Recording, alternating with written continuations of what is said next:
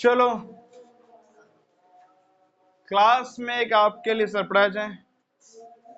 उससे पहले एक सवाल से सरप्राइज हम लोग क्या करेंगे, ओपन करेंगे, ठीक है। चलिए, दुनिया में सबसे बड़ा पाप क्या है? जिसे जो भी लगता है बताओ। दुनिया में सबसे बड़ा पाप क्या है? सबसे बड़ा गलत, सबसे बड़ा गुनाह क्या है? सबसे बड़ा पाप, गुनाह, गलत क्या है? अपनी राय से कुछ ना कुछ आपको गलत लगता ही होगा, बता सकते हैं। हैं? दुनिया में एक आम आदमी सबसे ज्यादा सफर कब करता है? एक आम आदमी सबसे ज्यादा सफर कब करता है? और सारे प्रॉब्लम की जड़ कहीं ना कहीं उससे साफ साफ मिलती है। एक बहुत बड़ी समस्या है। क्या क्या क्या? थोड़ा मुंह से हाथ उठा के बोलो। हाँ, धन की कमी। Very good, very good. गाय का जो हत्या होता है, गाय हत्या के पीछे उद्देश्य क्या है? किसी जानवर को मारना उद्देश्य है कि धन अर्जित करना उद्देश्य है? धन अर्जित करना। चोरी के पीछे का उद्देश्य क्या है? धन अर्जित करना नहीं। अगर किसी के पास एडिक्वेट मात्रा में, यानी पर्याप्त मात्रा में धन ना हो, उसे मैं ज्ञान दूं कि नहीं तुम चोरी ना करो, क्या वो चोरी करना बंद कर देगा? किसी के पास खाने के लिए पैसा भी ना हो, उसे मैं बोलूं गौ हत्या ना करो, क्या वो गौ हत्या बंद कर देगा? आप एक ऐसे किसान को जाके बोलिए, वो उसका नमक तेल तभी आ पा रहा है घर में जब वो क्या करता है, गाय का दूध बेचता है। क्या आपके या हमारे बोलने से गाय का दूध बेचना बंद कर देगा? नहीं कर देगा ना। तो कहीं ना कहीं हर समस्या किससे जुड़ी हुई है? एक, धन से। नहीं, दूसरी बात, हर समस्या कहीं ना कहीं किससे जुड़ी हुई है? व्यवस्था से। हर समस्या कहीं ना कहीं किससे जुड़ी हुई है? व्यवस्था से। चलिए समझाता हूं चीजों को जरा पहले में, फिर सरप्राइज ओपन किया जाएगा। हम लोग रोज अलग अलग नाम पे क्या भरते रहते हैं? अलग अलग प्रकार का टैक्स। जो गरीब है वो थोड़ा कम टैक्स भरता है, जो अमीर है वो थोड़ा ज्यादा टैक्स भरता है। मतलब जितना हम कमाते हैं उसके अनुरूप हम क्या भरते रहते हैं? टैक्स। ये बात बिल्कुल सही है, पीछे ध्यान दो। ये बात बिल्कुल क्या है? सही, कि जो कुछ खास अमीर लोग हैं जिनका डायरेक्ट किससे संबंध है? गवर्नमेंट ऑफ इंडिया से नहीं, या किसी पार्टी विशेष से संबंध रखते हैं, वो लोग टैक्स चोरी करते हैं। और वो लोग जो टैक्स चोरी करते हैं उसका कुछ प्रॉफिट वो खुद रखते हैं और कुछ प्रॉफिट क्या कर देते हैं? पॉलिटिकल पार्टी को डोनेट कर देते हैं। बात समझ आ रही है ना? मान लीजिए मैं एक बिजनेसमैन हूं और मेरा डायरेक्ट लिंक किससे है? आम आदमी पार्टी से। और मैं जिस राज्य में रहता हूं, जिस देश में रहता हूं, वहां की सरकार में किसके लोग हैं? आम आदमी पार्टी के लोग हैं। तो मैं क्या करूंगा? टैक्स नहीं भरूंगा। और टैक्स नहीं भरूंगा तो जिस पैसे का टैक्स नहीं भरा गया उसको क्या बोलते हैं? क्या? Black money. तो उस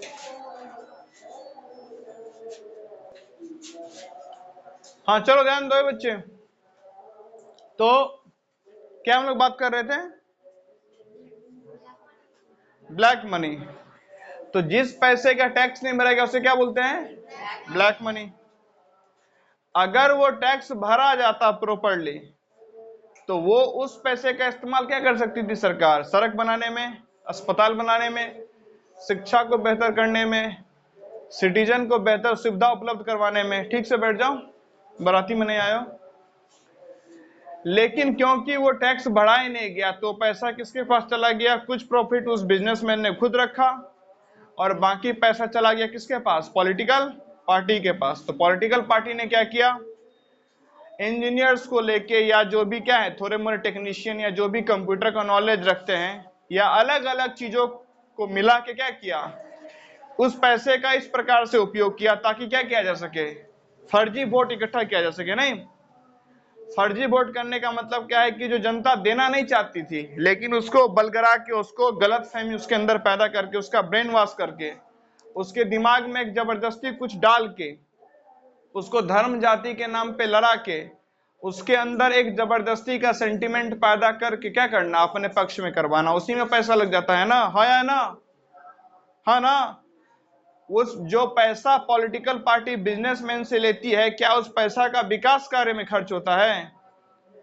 क्या उस पैसा से जो रैलियां होती है, जो स्पीचेस होता है, उसमें बहुत ही महान बातें की जाती है? नहीं ना। कुल मिला के क्या तर्क होता है कि अलग अलग तरीके से कैसे क्या किया जा सके, जनता को अपने पक्ष में लाया जा सके। नहीं, कभी किसी को धर्म के नाम पे लड़ाओ, कभी किसी को जुमला पकड़ा दो। जुमला क्या, मोदी जी 2014 में बोले थे कि मेरी सरकार आने पे सबके खाते में 15-15 लाख रुपया आएगा। आप में से किसी के घर में आया है 15 लाख रुपया? नहीं ना आया है।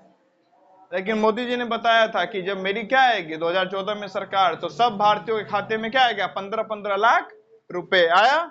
नहीं आया। तो इस तरीके का कुछ भी जुमलाबाजी कर दो। जुमला मतलब क्या, कुछ भी बोल दो, उसको पूरा करना नहीं है। तो इस प्रकार से जुमलाबाजी करके, धर्म जाति के नाम पे लड़ा के, अलग अलग संप्रदाय को आपस में लड़ा के क्या किया जा सकता है, वोट इकट्ठा किया जाता है, फिर पुनः सरकार बनाया जाता है, फिर पुनः उस बिजनेसमैन का कर्ज माफ कर दिया जाता है और वो काला पैसा अपने फायदे के लिए उपयोग कर लिया जाता है। एक आम किसान अगर अपना टैक्स ना भर पाए, यानी अपना बैंक का लोन ना भर पाए, तो उसके घर पे बैंक वाले डेली पहुंच जाते हैं, या हफ्ता में 3 बार पहुंच जाएंगे कि आपका 1200 रुपये का ईएमआई क्या है, बाकी है। उधर क्या ध्यान देना है, क्या हो रहा है? बहुत ज्यादा डिस्टर्ब नहीं कर रहा है? पांव तक ही आ रहा है ना पानी, है? थोड़ा हमारा क्या दिक्कत है, पानी है। वैसे मौसम किसका है, गर्मी का, घिसक जाओ। अब वहां पे अभी दीवार तो खड़ी हो नहीं सकती है, तो अगर थोड़ा मोरा आ रहा है तो क्या कर जाओ, उधर घिसक जाओ। बाद बाकी पाँव में पानी आ रहा है तो पानी है, आग थोड़े बरस रहा है, वैसे गर्मी है, कोई दिक्कत नहीं, आराम से बैठो, चिल करो। ध्यान दीजिए। तो एक आम किसान का 1200 रुपया का भी क्या हो, ईएमआई ना चुका पाए, बैंक वाले आते हैं, बोलते हैं ईएमआई आपका लेट हो गया, अब ये 50 तरीके का आप फाइन भरिए।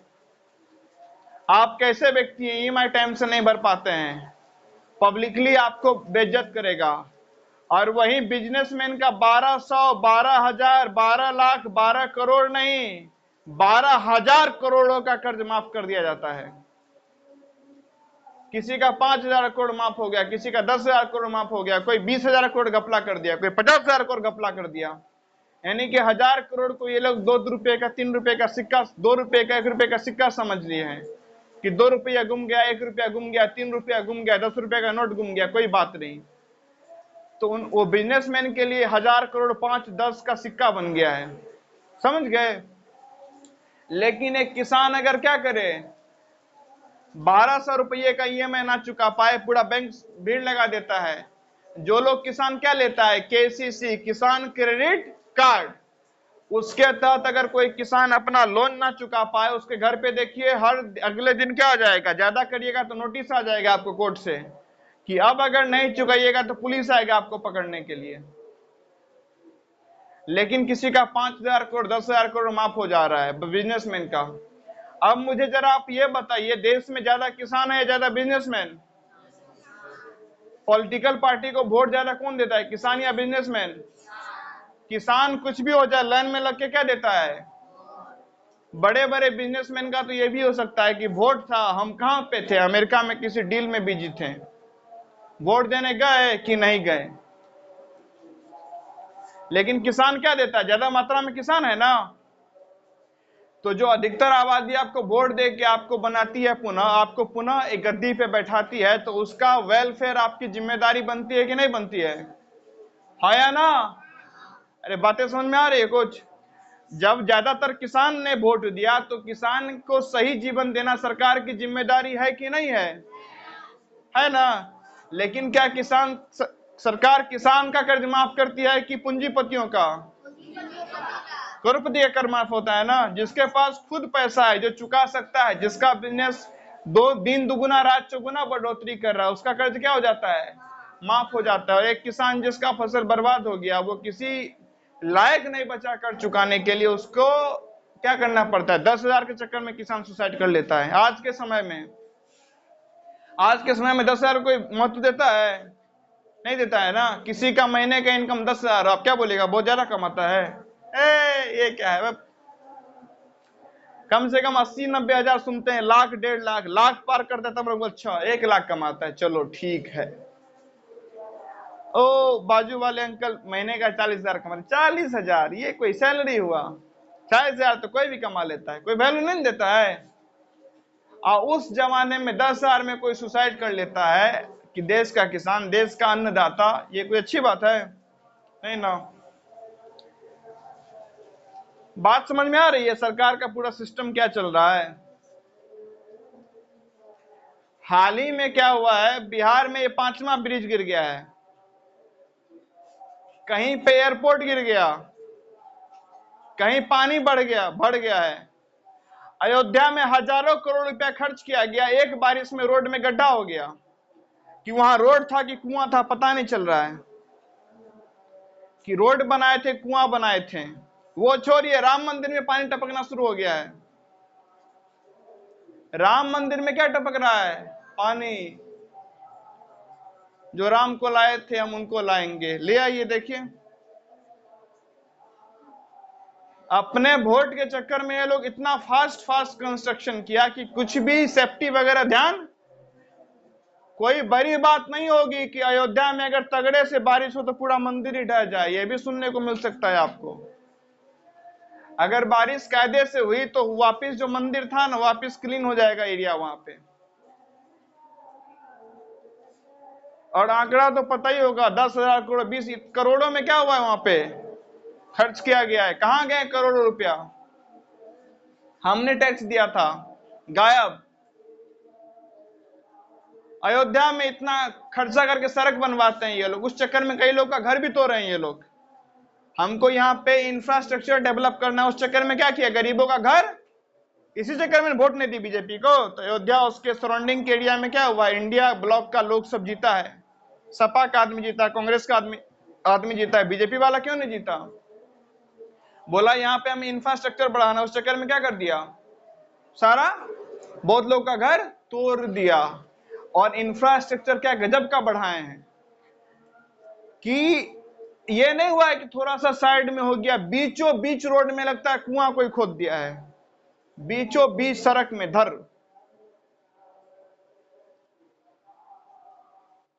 दिल्ली एयरपोर्ट का टर्मिनल 1 धराम, एयरपोर्ट का जो पूरा रहता है ना, जहां पे सीटिंग एरिया रहता है, रियल में तो फिल्म तो देखे होंगे, रहता है ना वहां जो बैठे रहते हैं एयरपोर्ट पे, ऊपर छत होता है, कुछ हवा तो नहीं रहता है पूरा, ऐसा नहीं ना, वो बड़ा आसमान देख रहे हैं, बारिश हो गया सब पे क्या बोलते हैं, सर पे पानी डाल के बैठा है प्लेन में बैठने के लिए ऐसा तो नहीं होता है। जब रेलवे स्टेशन बना रहे थे एयरपोर्ट पे तो बनाई होगा। धराम, दिल्ली के प्रगति मैदान में टनल बनाए थे मोदी जी, उद्घाटन करवाए थे हाल ही में, बोले बड़ा ही सेफ एरिया है, बारिश का पानी उसमें भर गया है, लोग को फ्री में स्विमिंग पूल में वॉक करने का मजा मिल रहा है कि स्विमिंग पूल में कैसे चला जाता है। अरे स्विमिंग पूल क्या है, नीचे सीमेंटेड भरा हुआ पानी, थोड़ा रंग नीला, यहाँ रंग भूरा है, बस और कोई फर्क नहीं है। वो पानी साफ होता है, ये बैक्टीरिया कीटाणु से भरा हुआ है, और कोई फर्क नहीं है। पानी यहाँ भी है, पानी वहां भी है, सीमेंटेड वहां भी है, सीमेंटेड यहाँ भी है। बिहार में तो बात ही क्या करना, कई दफा तो उद्घाटन से पहले पुल टूट जाता है। पुल बना, कोई चला भी नहीं, पुल टूट भी गया। पुल बना, कोई चला भी नहीं, पुल टूट भी गया। सोचिए जरा, ये कौन से लोग हैं जो अपने घरों में हजारों करोड़ इकट्ठा कर चुका है, हजारों करोड़ों खरबों में पैसा इकट्ठे करने वाला कौन लोग हैं? ये कॉन्ट्रैक्टर्स, इंजीनियर्स, पॉलिटिशियन, यही तो लोग हैं, यही तो बनवाते हैं। सोचिए जरा, अगर वो हजारों करोड़ सही रूप में उपयोग होता तो हमें क्या मिल जाता, एक बेहतर सड़क। क्या बेहतर सड़क हमारी प्रगति में जिम्मेदार है कि नहीं है ना? कोई बताएगा कैसे है बेहतर सड़क हमारी प्रगति में जिम्मेदार? एक बेहतरीन सड़क हमें कैसे प्रगति के रास्ते पे लेके चलेगा? हम आम जनता को एक अच्छे सड़क से क्या फायदा होता है बताओ? बताइए भाई, क्या खराब सड़क लगेगा, जाने में टाइम ज्यादा लगेगा, हमारा टाइम बर्बाद होगा। अच्छा सड़क लगेगा, तुरंत पहुंच जाएंगे। और एक्सीडेंट वगैरह कम होगा। और क्या, पानी पानी जमा नहीं होगा, उससे कीटाणु वगैरह नहीं फैलेंगे। एक सवाल आपसे पूछता हूं, क्या आज से 15 साल पहले भी गांव में हार्डवेयर का दुकान हुआ करता था ज्यादा? आज है ना? है? आप चौक से थोड़ा दूर आगे बढ़े, थोड़े दूर में 3 हार्डवेयर का दुकान है कि 4 हार्डवेयर का दुकान है ना? आप चौक से थोड़ा दूर क्या बढ़ते हैं आगे, चौक से वहां जो मंदिर है उसी के बीच में 4 दुकान है ना भाई, 4 अलग अलग लोगों का दुकान है ना हार्डवेयर का, है कि नहीं है? हार्डवेयर दुकान समझ में आता है ना? लोहा पाइप पिलर वगैरह जहां पे मिलता है, 4 दुकान है ना? कैसे ट्रक कैसे आ पाता है? उड़ के आता है। किससे? सड़क अच्छा है तब ना। क्या कच्ची सड़क पे भी ट्रक चला दीजिएगा? हैं? यहां सामने देखो कच्ची सड़क है, अरे सामने, क्या उस पर ट्रक चला दीजिएगा बरसात में? हैं? सड़क वहीं का वहीं नहीं रह जाएगा। तो एक अच्छा सड़क रहता है तो ट्रांसपोर्टेशन को बढ़ावा मिलता है कि नहीं मिलता है? मिलता है ना। तो बिजनेस को बढ़ावा मिलेगा कि नहीं मिलेगा? आज हर सुबेरे नया पैकेट दूध आ जाता है, उसी दिन का बना हुआ। कैसे? मस्त सड़क है, गाड़ी उड़ा दो, है ना? अब वही सड़क क्या हो, खराब, तो क्या उतना तेजी में गाड़ी चलेगा? दूध जो सुबह 6 बजे पहुंच जाता है, दूध कहां पहुंचेगा 12 बजे 1 बजे? हाँ कि ना? हाँ ना? तो बिजनेस में घाटा होगा कि नहीं होगा घाटा? तो हमारी प्रगति के लिए सड़क जरूरी है कि नहीं है? एक टाइम था जब हम लोग क्या करते थे, अपने घर के बाजू वाले स्कूल में पढ़ते थे, अपने गांव के स्कूलों में पढ़ते थे। एक आज का टाइम है, बच्चा आशापुर जाता है क्या करने, पढ़ने नहीं। एक टाइम था जब आशापुर जाने के लिए क्या किया जाता था, प्लानिंग नहीं। आज आशापुर जाएंगे नहीं, लगता है वर्ल्ड कप की तैयारी हो रही है। हाँ ना भाई? क्यों? साइकिल से जाना था, बहुत लंबा सफर तय करना पड़ता था, नहीं है कि नहीं? बात है आज ये लड़का डेली आशापुर जाता है, नहीं है? कहते हो ना, है ना? ये बच्चा डेली आशापुर जाता है, डेली रोज आना जाना इसका है, नहीं घर आंगन जैसे बना लिया आशापुर को।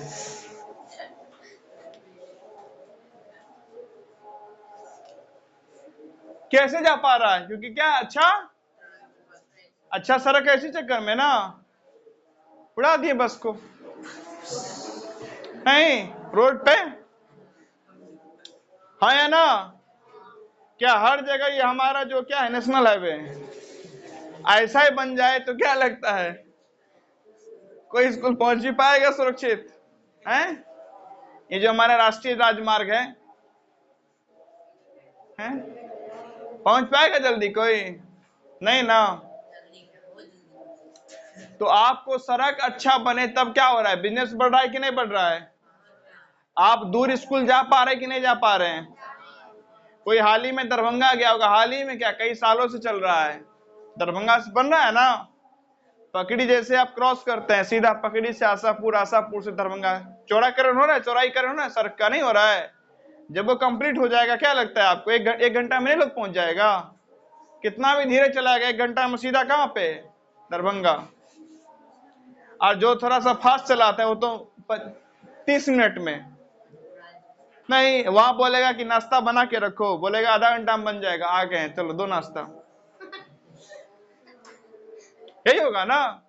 है? अब वहां से बोला घर में खाना बना के रखो, आधा घंटा में आ गया घर पे खाना खाने। स्पीड हो जाएगा नहीं हो जाएगा? अच्छी बात है खराब बात है ये? टाइम बचेगा ना भाई, टाइम बचेगा ट्रेवल करने में।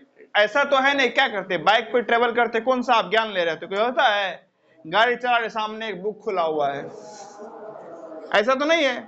आप गाड़ी चला के कहीं पहुंच रहे कि अपने आप में कोई टाइम का यूटिलाइजेशन है? अरे अपने आप में कोई उपयोगिता है गाड़ी चला के पहुंचने का? नहीं ना। तो जो फालतू का काम है उसमें टाइम जितना कम लगे उतना बढ़िया है ना? हाँ ना, तो जल्दी पहुंचेगा तो क्या कर पाएगा, उतने समय का कहीं सही जगह पे उपयोग। लेकिन क्या उस प्रकार से हो पाएगा? ब्रिज कहीं टूट रहा है, बिहार में क्या ही कहना, कहीं तालाब चोरी हो जाता है, यहाँ पटरी तक चोरी हो जाता है, रोक रेलवे ट्रैक गायब कर देते हैं। एक दफा तालाब चोरी हो गया, रातों रात तालाब गायब कर दिए। और बिहार से इंस्पायर्ड हो गया मध्य प्रदेश, मध्य प्रदेश में हाल ही में नहर चोरी हो गया। एक नहर बना था खेत में क्या डालने के लिए, पानी, रातों रात लोग नहर ही गायब कर दिए।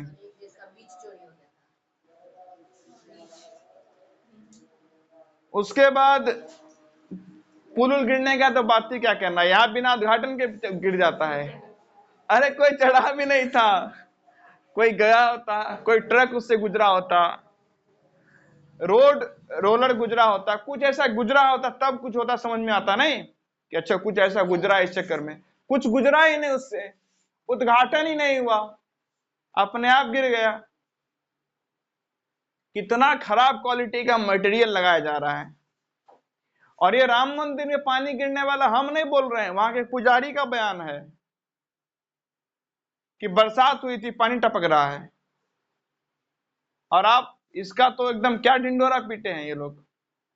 नहीं, पूरा फिल्म इंडस्ट्री बैठा दिए थे उद्घाटन में, नहीं बैठा दिए थे। गिने चुने लोग को छोड़ दे तो पूरा फिल्म इंडस्ट्री, नहीं पूरा बिजनेसमैन, क्या अडानी क्या अंबानी, अमिताभ बच्चन से लेके बड़े बड़े सेलिब्रिटी, बड़े बड़े देश के सुपरस्टार लोग, बड़े बड़े पूंजीपति सारे आ गए थे उद्घाटन में। और जो ढांचा आज पानी टपक रहा है, उससे तो मजबूत ढांचा ये है, 30 साल से यूं ही क्या है खरा। करोड़ रुपया खर्च करके सड़क बनाया जाता है, सड़क में बारिश में कुआं खुद जाता है। सोचिए, सोचो सोचो क्या बेस बनाया गया होगा। अगर थोड़ा भी तरीके से बेस बनाए तो कोई बोलेगा कि नहीं ऊपर का पिचिंग हट गया, ठीक है बेस तो मजबूत था, पिचिंग में क्या खर्चा आता है, पिचिंग में खर्चा आता है, मेन रोड में क्या खर्चा आता है बेस तैयार करने में, पिचिंग में क्या करना है, पिचिंग में देखने टाइम लगता है। देखे होंगे ना, जब सड़क पूरा फिनिश हो जाता है बेस तो पिचिंग एक दिन में क्लियर।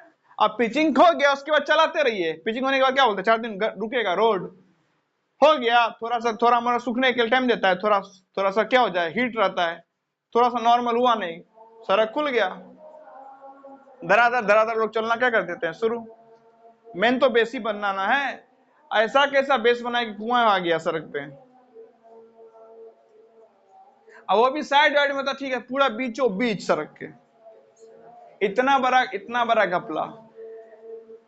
कोई लोकल एयरपोर्ट नहीं है, दिल्ली एयरपोर्ट, राजधानी का ये स्थिति है, बाद बाकी का तो बात छोड़िए।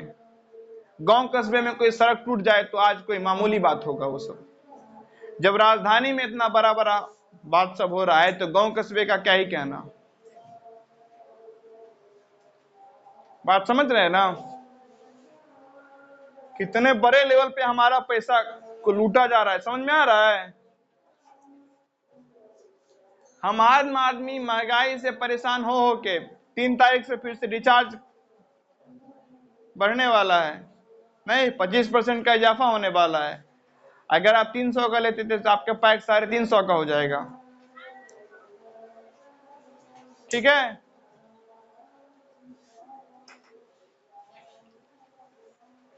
उसके बाद सिलेंडर के महंगाई का क्या ही कहना। नहीं, हम लोग के इतने मोदी जी के 2014 से बोलते थे ना अच्छे दिन आने वाले हैं, वो नहीं बताए थे कि हमारा अच्छा दिन आने वाला है, तुम्हारा खराब दिन। बोले ठीक थे, हम लोग समझ गलत गए थे। मोदी जी 2014 में क्या बोलते थे, क्या आने वाले हैं अच्छे दिन, तो बस थोड़ा सा गलती कर दिए थे, अच्छे दिन उनका आने वाला है, हम लोग समझ गए कि हमारा आने वाला है। सिलेंडर फिर से क्या हो जाएगा और महंगा, जो लोग दूध वगैरह सेवन करते हैं उसका प्राइस महंगा, पेट्रोल डीजल में थोड़ा मोड़ा कम ज्यादा होगा, उससे कुछ खास फर्क नहीं पड़ता है।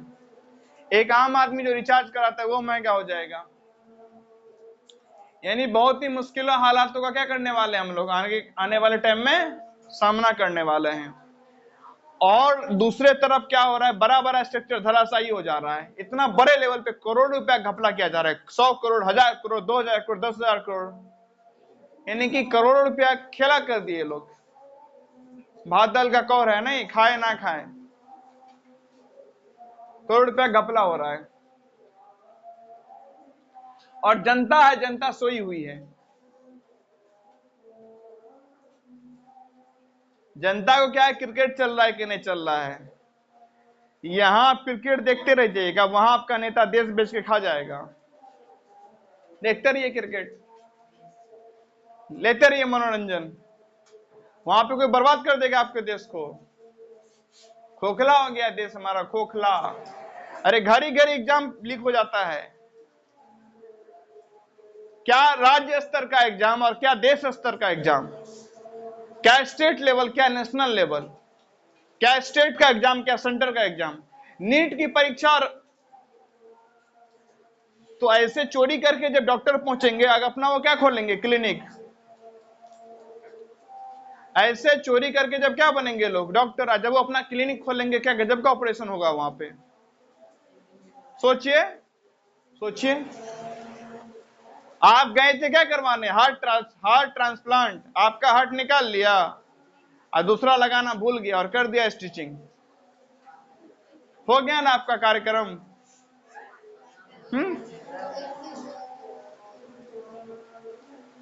किडनी ट्रांसप्लांट करवाने गए तो एक निकाल के बोला एक से काम चल जाएगा, चलो जाओ। उसको पता ही नहीं था, एक ही था, एक ही बचा था, तभी तो आए थे। अरे दो में से एक होता तब तो चल ही रहा होता, एक ही वो भी निकाल दिए। ऐसे लोग क्या बन जाएंगे, कल को डॉक्टर नहीं बनेगा, है ना। बताए थे ना, लोग क्या कर लेता है, कोई देखा होगा वीडियो तो पता होगा। लोग यहाँ पे एमएससी बीएससी कर लेता है, ऑनर्स क्या आता है हिस्ट्री, उसको जीवन में पता चल पाता है 6, 7, 8, 9, 10 में पढ़ना क्या है हिस्ट्री में। और वो है क्या, master of arts, history honours from ये वो जो भी है यूनिवर्सिटी, कोई एलएमएनयू से हो सकता है, कोई पटना यूनिवर्सिटी से होगा, कोई मगध यूनिवर्सिटी, कोई वो यूनिवर्सिटी, कोई वो यूनिवर्सिटी, कोई वो पाटलिपुत्रा यूनिवर्सिटी, अलग अलग यूनिवर्सिटी। क्या थे, एमए मास्टर ऑफ आर्ट्स। अच्छा कहां से, यानी सब्जेक्ट हिस्ट्री ऑनर्स। 6 क्लास में क्या पढ़ना होता है हिस्ट्री में, हमको नहीं पता। एजुकेशन ठीक नहीं है, हेल्थ सेक्टर ठीक नहीं है। हेल्थ सेक्टर तो उतना ही ठीक है कि विदेश के लोग बता रहे हैं कि भाई साहब आप जो एमडीएच और एवरेस्ट का क्या खाते हो, मसाला, उसमें उससे खाने से कैंसर हो जाएगा।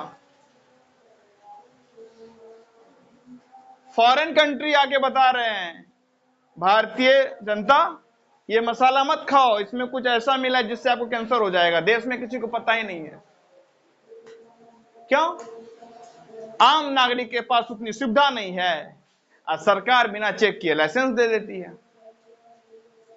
तो हेल्थ का पता ही है, एजुकेशन का क्या ही कहना। हाल ही में रिपोर्ट निकली थी, लगभग 25% 12वीं क्लास के विद्यार्थी दूसरी क्लास का किताब नहीं पढ़ पाते हैं? ये तो मैंने भी देखा है, ये ऐसा रिपोर्ट नहीं है, ये तो मैंने भी देखा है। कई 12वीं के बच्चे को मैंने देखा है दूसरी क्लास का किताब नहीं पढ़ पाते हिंदी का, वो इंग्लिश और हिंदी की बात कर रहा हूं मैं। चेक करना है कर लीजिएगा, लिखने की नहीं बात कर रहे हैं हम, देख के पढ़ने की, मात्र लिखना छोड़िए ना, वो तो फिर अलग लेवल है। मात्र reading reading reading, basic reading नहीं कर पाते हैं। कहीं आप युधिष्ठिर लिख के बोलिए किसी 12वीं क्लास के बच्चे को पढ़ने में, चले जाएगा सरकारी स्कूल में। 10 से पूछेगा तो 8 को पता नहीं चलेगा कि युधिष्ठिर लिखा हुआ है।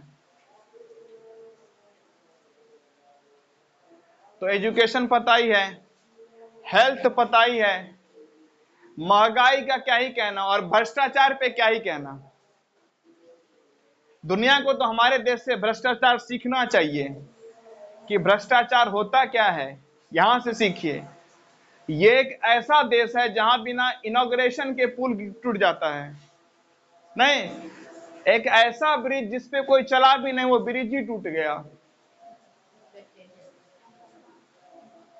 और हमारे देश की मीडिया है, उसका क्या ही कहना। उसको तो सरकार का चाटुकारिता करते करते फुर्सत ही नहीं होता है। कई दफा तो ये लोग ये बोल देते हैं कि ब्रिज गिरी, इसमें जनता दिक्कत है, तुम ब्रिज पे खड़े क्यों थे? तो ब्रिज बनाया एक्चुअली किस लिए गया था? देखने के लिए। तो बताया होते हम लोग, देख के वहां से क्या कर जाते हैं, पीछे आते हैं और फिर नाव लेके उस पार जाते हैं। अगर ब्रिज मात्र देखने के लिए बनाया गया था तो क्या करते? ब्रिज देख लेते हैं बाहर से, रोड से, पीछे आके नीचे से नाव लेके जाते उस पार। वही पार करने के लिए ब्रिज बना होता है ना, अक्सर नदी वगैरह पार करने के लिए। नहीं तो नाव लेके पार करते हैं, क्योंकि ब्रिज तो देखने के लिए बना था, उस पर जाना तो है नहीं। लोग, रिपोर्टर ने बोला है, आज तक पे एक रिपोर्टर आते हैं सुधीर चौधरी, उन्होंने बोला ब्रिज गिरी, इसमें जनता का दिक्कत है, ब्रिज पे आप खड़े क्यों थे? तो मीडिया कैसे, वो भी यहां से आप क्या कर सकते हैं, सीख सकते हैं। कुल मिला के आम जनता को कुछ नहीं पता है। सोनम वांगचुक अभी तक बेचारे चिल्ला रहे हैं क्लाइमेट चेंज, क्लाइमेट चेंज, जलवायु परिवर्तन, सरकारें बदल गई, इलेक्शन हो गया, वर्ल्ड कप में लोग बिजी हो गए, किस किस में तो लोग बिजी हो जाते हैं। क्लाइमेट चेंज का किसी को ध्यान नहीं देना है, किसी को नहीं ध्यान देना है। एक जाके एक छोटा सा देश है न्यूजीलैंड, वहां के कुछ लीडर्स हैं जो बेचारे क्लाइमेट चेंज पे कुछ बोल भी रहे हैं। ना यूएस को कोई इंटरेस्ट है क्लाइमेट चेंज में, इंडिया का तो कोई इंटरेस्ट ही नहीं है। इंडिया का 1% आबादी को पता नहीं क्लाइमेट चेंज क्या होता है। मजे की बात यह है क्या होता है? इंडिया के 1% को पता नहीं है क्लाइमेट चेंज क्या होता है, बेसिक भी नहीं पता, डिटेल तो छोड़ो।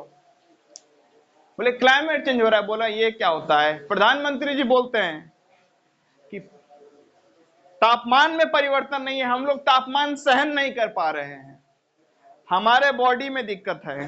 तापमान तो वैसा ही है, हमारे बॉडी में दिक्कत है। हाँ सर, वो तो लग ही रहा है। जिस देश में डॉक्टर के एग्जाम का पेपर लीक हो जाता है, तो ऐसी चोरी करके लोग डॉक्टर बनेंगे और फिर उनसे आप सलाह लीजिएगा तो यही सब बोलिएगा। बोला जाता है, नियम यह है कि जो बड़े बड़े आईएएस ऑफिसर होते हैं या हर फील्ड के क्या होते हैं, एक्सपर्ट, हर फील्ड के कौन? वो एक्सपर्ट लोग क्या देते हैं, प्रधानमंत्री को सलाह देते हैं कि सर आपको ये बोलना है। तो जब ये ऐसा एक्सक्लूसिव, अद्वितीय बात बोलते हैं, तो मुझे ये सोच में पड़ जाता हूं कि इनको सलाह कौन दे रहा है ऐसा। ये इस प्रकार की सलाह कहां से प्राप्त करते हैं, कुछ भी बोल देते हैं, है ना बात? तो देख रहे हैं ना कितनी बड़ी समस्या है। कुल मिला के समस्या का निदान कैसे होगा? जब हम आम जनता क्या होंगे, जागरूक, नहीं हर चीज पे क्या उठाएंगे सवाल। अब टाइम आ गया, क्या किया जाए, सरप्राइज को ओपन किया जाए, नहीं? चलिए,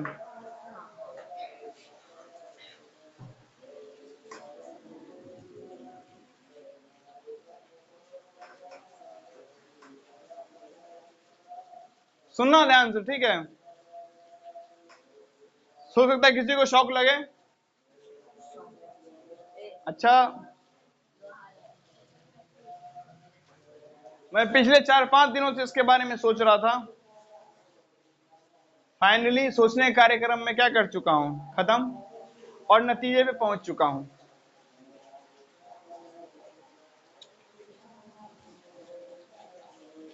हो सकता है आपको लगे नहीं कि थोड़ा ज्यादा बोल रहे हैं आप, ये थोड़ा हो सकता है लगे, मुझे भी लगता है थोड़ा ज्यादा हो गया, लेकिन अब ज्यादा है या कम है, मैं अपने लेवल पे जो कर सकता हूं करते रहूंगा, और करना भी चाहिए।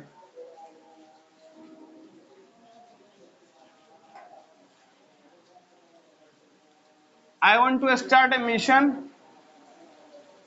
24-29.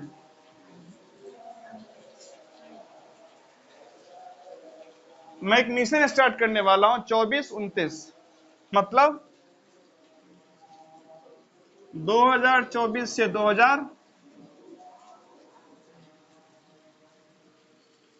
क्या ये मिशन समझा देता हूं। कल से रोज एक सवाल सरकार से, एक सवाल सरकार से और उसका सॉल्यूशन जनता को। एक सवाल सरकार से पूछना है और उसका सॉल्यूशन जनता को बताना है, और वो रिकॉर्ड करके डेली एक वीडियो डालना है 2029 तक। हो सकता है 29 तक ये इंस्टीट्यूशन रहे ना रहे, लेकिन ये मिशन नहीं बंद होने वाला, ये चैनल रहेगा और कार्यक्रम जारी रहेगा। हर एक सवाल अलग अलग मुद्दे पे, महंगाई पे, बेरोजगारी पे। हाँ, बोल सकते हैं कि सर आपका वीडियो देखता कौन है जब सवाल पूछ रहे हैं। हाँ सही बात है, ये बात गलत नहीं है। कुल मिला के जिन्होंने सब्सक्राइब किया उन्हीं की संख्या कितनी है? 84। अगर लेटेस्ट बताऊं तो मुश्किल से 84 देखेंगे। मैं बोलता 84 नहीं, अगर 4 भी होता तब भी मैं करता ये। अभी तो फिर भी 84 है। ये अगर नंबर कितना होता 4 भी, तब भी मैं करता। 84 छोड़िए, 60 स्टूडेंट्स तो है, वो छोड़िए। आपके बैच में आपके क्लास नहीं जाएगा डेली, बस 5 मिनट लगेगा मुझे, 5 से 10 मिनट। एक छोटा सा सवाल और उसका छोटा सा जवाब। एक नया प्लेलिस्ट बन जाएगा मिशन 24-29। उसमें एक डेली आपको क्या मिलेगा?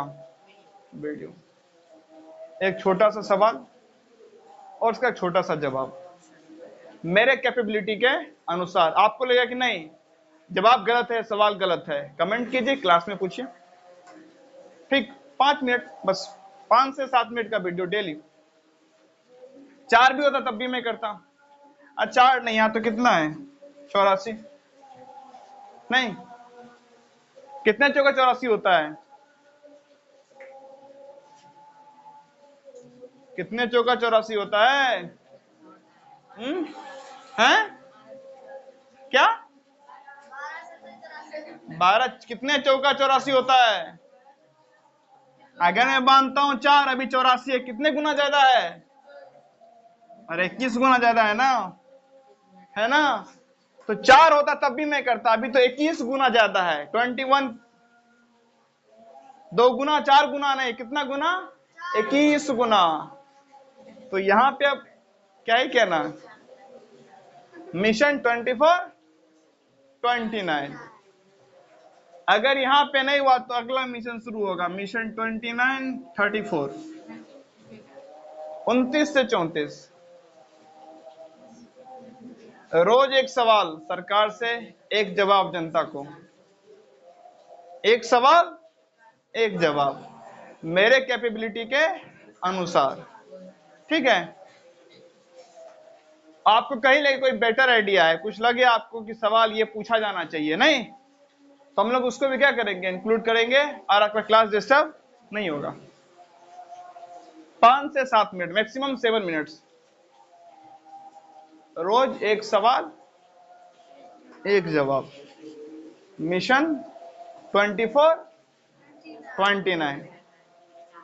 तो पहला वीडियो यही होगा, नहीं? आपको पहला वीडियो यही मिलेगा प्लेलिस्ट में, कल तक अपलोड हो जाएगा। डिपेंड करता है on the speed of internet.